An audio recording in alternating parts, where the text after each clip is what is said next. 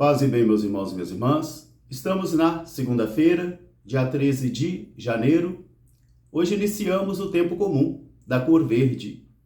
E o nosso evangelho de hoje é retirado do livro de Marcos, capítulo 1, versículos de 14 a 20. Naquele tempo, depois que João Batista tinha sido preso, Jesus regressou para a Galileia. E ele caminhava à beira do mar da Galileia e viu dois irmãos, Simão e seu irmão André. E Jesus aproximou-se deles e disse: "Segue-me, e eu farei de vós pescadores de homens." Eles estavam lançando as redes porque eram pescadores, e deixaram as redes e imediatamente seguiram a Jesus. Um pouco mais adiante, Jesus encontrou-se com outros dois irmãos, Tiago e João, filho de Zebedeu. Eles estavam com seu pai sentados num barco, consertando as redes. E Jesus também disse-lhes: "Segue-me." Eles se levantaram, deixaram o pai Zebedeu com os empregados no barco e passaram a seguir Jesus.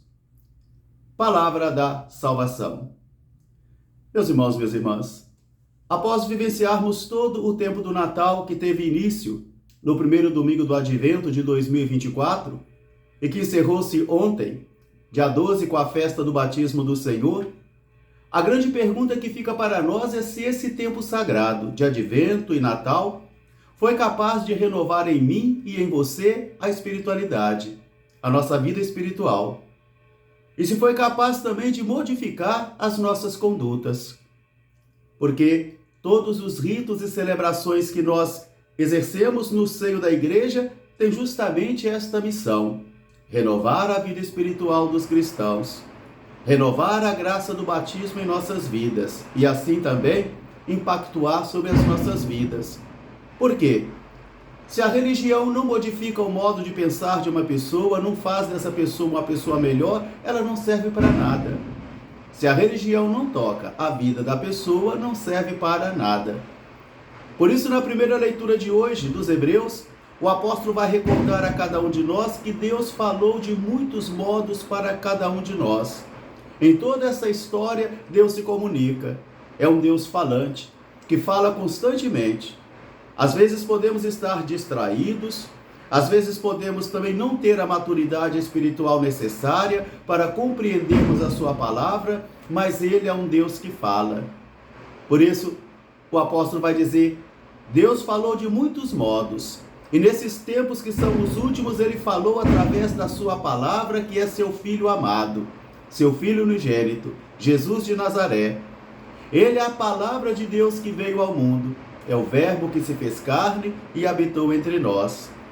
É a manifestação da glória de Deus, do seu ser. Por isso Jesus vem com autoridade e poder para poder guiar e iluminar o povo de Deus. É dentro desse espírito, então, que nós agora vamos mergulhar no evangelho de hoje, do evangelho de Marcos, que quer responder a uma pergunta: quem é este homem? Quem é este homem? Este homem que nasce em Belém, esse homem que cresce em Nazaré, esse homem que está muito bem situado e localizado geograficamente, historicamente. Então Marcos quer levar a mim e a você a responder esta pergunta: quem é Jesus? Quem é este homem?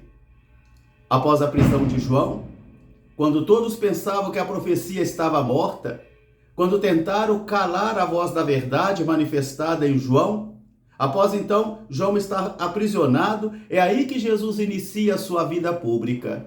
Aí Jesus dá início à sua vida pública ensinando sobre o Evangelho de Deus, o Evangelho do Reino de Deus, a boa notícia do Reino de Deus. Agora então ele começa a congregar pessoas em torno de si, a chamar.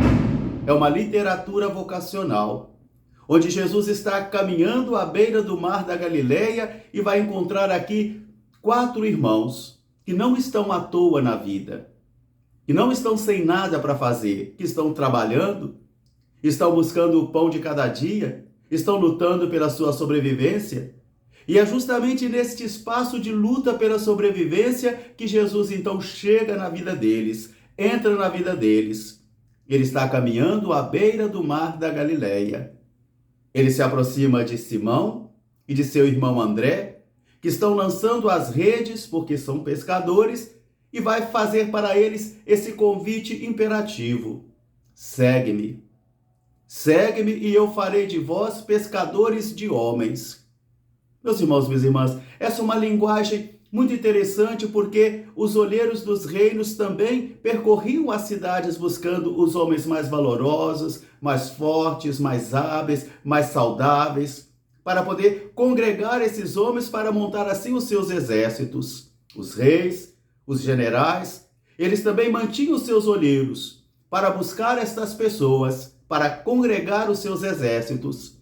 Então Jesus também vai dizer para Simão e para André nesse dia: e eu farei de vocês pescadores de homens. Porque caberá a eles e aos pastores de todos os tempos, em nome de Jesus e por mediação da igreja, chamar homens e mulheres para servir o evangelho.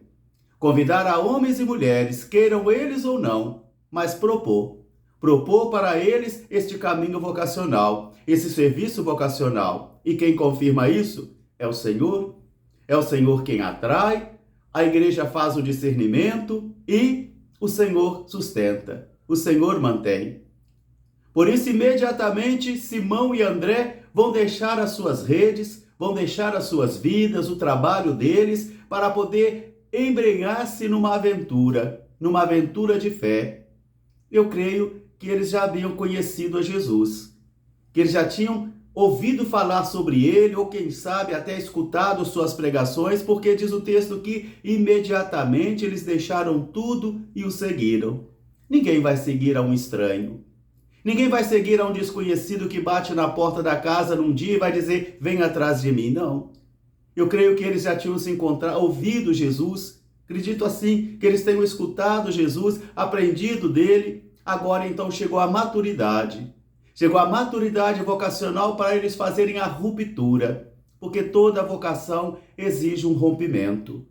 Toda vocação exige uma ruptura.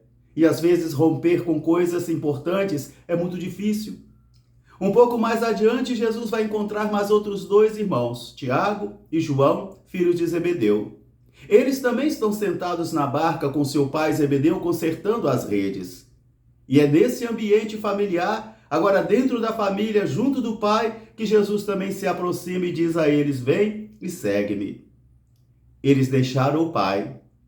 Diz o texto aqui que eles deixam o pai com os empregados no barco e passam a seguir a Jesus naquele momento. Toda vocação exige também despreendimento. Isso não significa não amar, não se preocupar, não ver mais. Não significa isso. Mas significa que toda vocação também exige de mim e de você um despreendimento, uma liberdade interior, para que a gente possa servir ao Senhor, cada um de acordo com as exigências que o Senhor faz. Para um missionário, o Senhor fará exigências diferentes. Para um religioso e uma religiosa, o Senhor fará também exigências diferentes. Para um rapaz no sacerdócio, o Senhor fará também exigências diferentes. Para um casal, o Senhor também fará exigências diferentes, mas toda vocação exigirá ruptura, toda vocação exigirá desprendimento e toda vocação também exigirá seguimento ao Senhor. Estar com Jesus, permanecer com Jesus, ver onde Ele mora, sentir o palpitar do seu coração, aprender dele e depois ser enviado e permanecer com Ele todo o tempo. Que esta palavra de hoje ajude a mim e a você, então, a renovarmos esse nosso chamado, esta nossa vocação, cada um e cada uma com a sua exigência, cada um e cada uma no seu ministério, na sua vocação, mas todos com um único objetivo: sermos testemunhas de Jesus de Nazaré. Um grande fraterno abraço para todos, paz e bem, até amanhã se Deus quiser. E preste atenção, faltam 21 dias. Paz e bem.